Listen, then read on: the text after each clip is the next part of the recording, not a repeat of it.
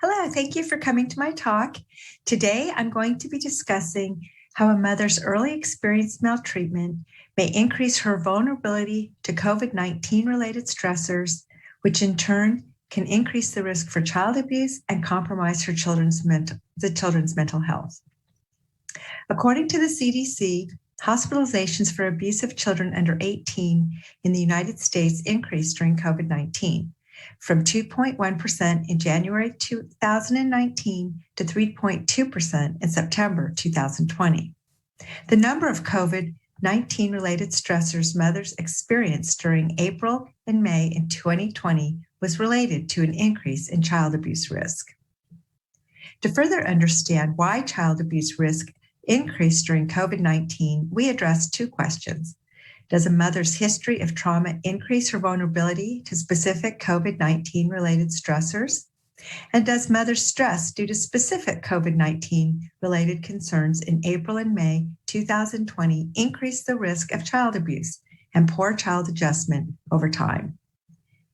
The stress experienced during COVID-19, we looked at 6 types of stressors: financial concerns, food insecurity, lack of childcare, family health concerns, isolation and partner conflict, and the uncertainty surrounding this pandemic. Unemployment has been linked to child maltreatment. And as you can see, this graph illustrates the employment rates since the recession in 2008. And you can see that employment steadily increased until 2020, when there was a sharp decline when the pandemic hit. Mothers are very concerned about whether their children will have enough food to eat. This graph illustrates food sufficiency for families with and without children.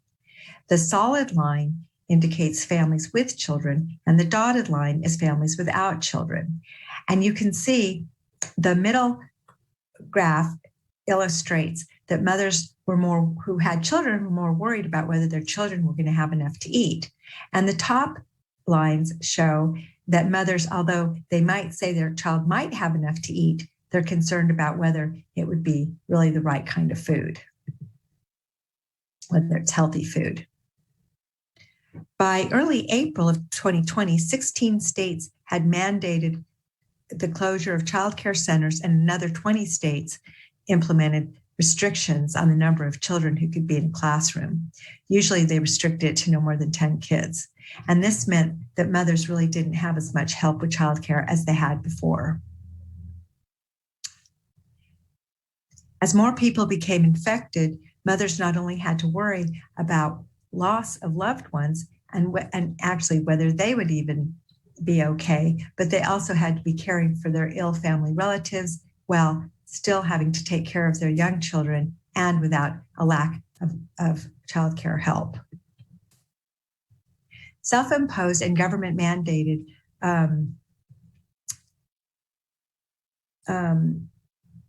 social distancing measures meant that more people were staying home and feeling more isolated, and isolation has been linked to child maltreatment, and there was also an increase in the divorce rates, 57% increase between March 25th and April 13th. Overwhelming uncertainty surrounding the pandemic made this time particularly challenging for everyone. It wasn't clear when we would find a cure and whether or not people would be safe and whether or not they'd become sick. Little research has been done to examine how a mother's history of trauma might influence how she manages the stresses of COVID-19. And early trauma has long-lasting biopsychosocial consequences, increasing reactivity to adverse experiences throughout life. The stress response system, cortisol, remains elevated for prolonged periods of time, causing dysregulation in the HPA axis and lowering thresholds to stress. Thus, the trauma of COVID-19 does not stand alone. It can layer on top of prior trauma. So the first question that we were asking is, did mothers' memories of early trauma increase their vulnerability to specific COVID-19 related stress? We expected that mothers who had emotional and physical abuse would be more likely to experience stress due to relationship difficulties. Having more difficulty trusting others, they might find it more difficult when there was stress to rely on their partners and feel more isolated and have more conflict with their partner and feel that they had less help with childcare and be more anxious about the uncertainty surrounding the pandemic. We expected emotional and physical neglect to be related to more stress stemming from concerns about whether their physical needs were going to get met and having to care for sick relatives. So they would score higher on financial concerns and stress due to food insecurity and stress due to family health concerns, whether somebody would die and whether they'd be having to take care of ill relatives. We also examined whether mother's stress stemming from specific COVID-19 related concerns would increase child abuse risk and compromise children's mental health. And we anticipated that it would, and that the stressors identified early on, April, May, that level of stress would be predictive 9 months later of risk for child abuse and children's mental health. We recruited a sample of 298 mothers with children under 3 from Prolific, a third-party research firm.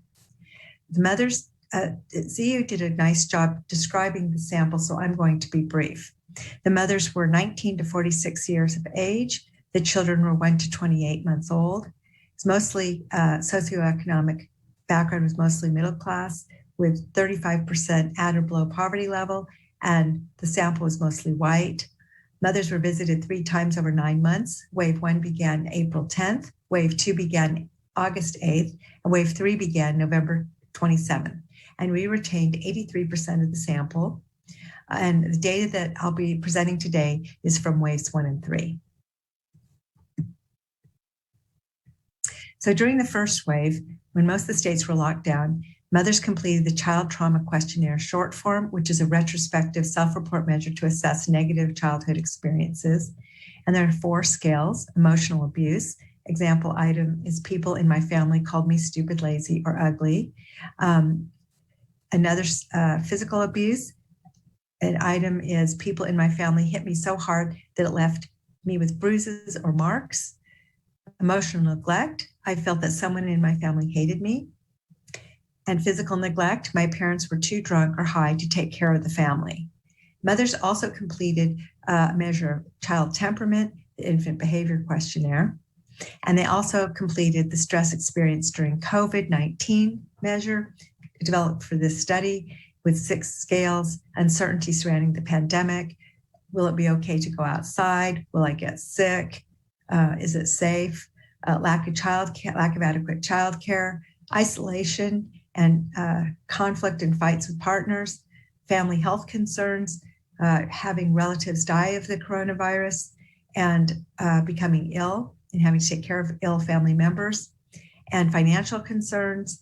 Can I pay the rent? Will I get evicted? And food insecurity. Will my child have enough to eat? And is it really healthy food? And at 9 months later, beginning November 27th, they completed the brief child abuse potential inventory, which assesses risk of perpetrating acts of abuse. And this measure is validated with reports of abuse from child protection agencies. And example items are: my family fights a lot, children should never disobey, and a child needs very strict rules. Mothers also completed the child behavior checklist, which is 99 items to assess emotional behavior problems in young children. We use the internalizing problems and externalizing problems scales. Internalizing assesses depression, anxiety, and somatic symptoms, and externalizing assesses aggression and rule breaking. And what we found is that mothers' emotional abuse, but not physical abuse, predicted to relationship difficulties, uncertainty surrounding the pandemic, lack of childcare, isolation, and partner conflict, experiencing less trust. Maybe from having been emotionally abused, it's more difficult for them to enter or manage relationships, and they will have more anxiety about how long the pandemic is going to last.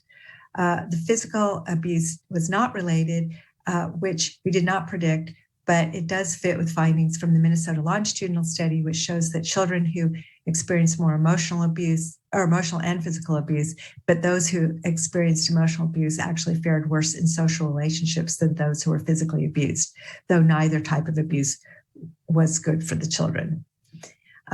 Physical neglect, as predicted, was more related to mothers' concerns about whether their physical needs would be met. There was an increase in stress due to food insecurity, financial concerns, and family health concerns, taking care of relatives.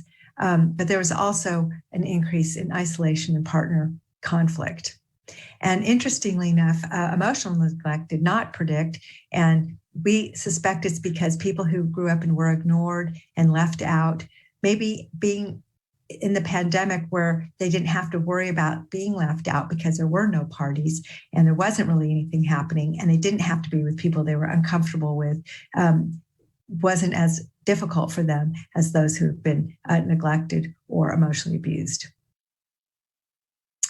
And in terms of trying to understand the relationship between COVID stress and its impact on children, we found that isolation and partner conflict and uncertainty surrounding the pandemic predicted the risk for child abuse. So it was these relationship issues and their anxiety about the uncertainty that made them more likely to be at risk for child abuse. And then the child abuse then predicted to internalizing and externalizing problems in the children. In addition, the uncertainty surrounding the pandemic and isolation and partner conflict, as well as financial concerns, predicted more internalizing problems. Again, that type of stress, it might have been more difficult for the parents to be emotionally responsive and involved with the children, and their anxiety might have been felt by the children, so the children felt more anxious and more depressed. On the other hand, uncertainty during the pandemic and lack of childcare also predicted to externalizing problems. So the summary of findings is that emotional abuse is related to COVID-19 related stress stemming from relationship difficulties, including isolation, conflict with the partner, and lack of help with childcare. And physical neglect was related to COVID-19 related stress regarding having physical needs met, including paying bills, having enough food for their children, as well as conflicts with the partner. And maternal stress due to COVID, due to relationship difficulties and uncertainty surrounding the pandemic, forecast 9 months later child abuse risk and poor mental health outcomes in their children. So in conclusion, to minimize the risk of child abuse and increase children's mental health, it is especially important to help mothers cope with the uncertainty that has surrounded the COVID-19 pandemic and establish or reestablish their social supports. Our next step is to identify the coping strategies that mothers with different abuse histories use to successfully manage stress stemming from the COVID-19 pandemic. And all of this research would not have been possible without my amazing colleagues, Nancy Hazen and Jody Nicholson, and students, Gabriela Aquino, Ashley Avilas, Sarah Klein, Ziyu Tian, Monique Villamore, and Shuzi Zhang. And I have my email at the bottom in case you would like to contact me and talk about this research further. And I look forward to hearing your questions. Thank you. Thank you for coming.